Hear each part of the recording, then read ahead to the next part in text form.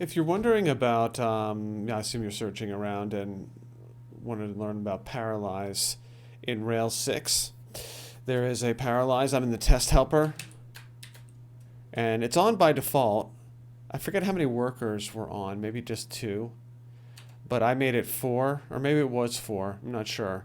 But since then, I've turned it off personally, and I was not getting errors in my tests. Now, I don't know for like a CI, like you want to turn that on, or I don't know. The speed boost just was not worth it. I'm glad they did this. I know GitHub worked on that feature, and I'm sure it's great, and there's going to be great spots for it. But on a minimal viable product, you're not going to be having your tests. Hopefully, are going to be light for a long time, and they should be light forever. Um, but this would kick in later. I don't know why it's on by default. So I turn it off by default principally because there's two reasons. Like the errors that you get on a when running a test just are indecipherable. You don't understand them. It's like, okay. I don't know why they turn it on by default like that, like unless I'm doing something wrong, because you could not read the actual errors to your test.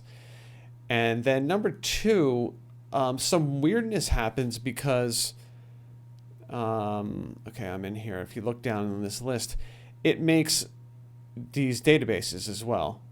Okay, and that makes sense that there's going to be four different databases if you're parallelizing these tests. And but there's no way to like clean these tests out in like a Rails task or a rake task.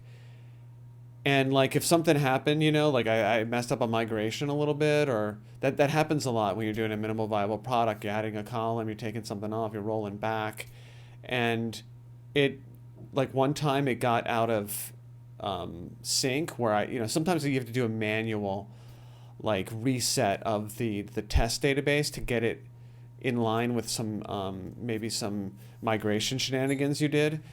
And there's no way to get rid of these other than I had to go to the pSQL command line and just had to delete these. They're like when you do a delete of in the Rails task and the rake task for Rails, there's nothing to get rid of these guys either. So my opinion is not quite ready for prime time unless you want to put something in the comments. I'm doing it wrong. Point me somewhere. I'd love to learn more. But for your minimal viable product in Rails 6, I would turn Parallelize off. Okay, thanks for watching.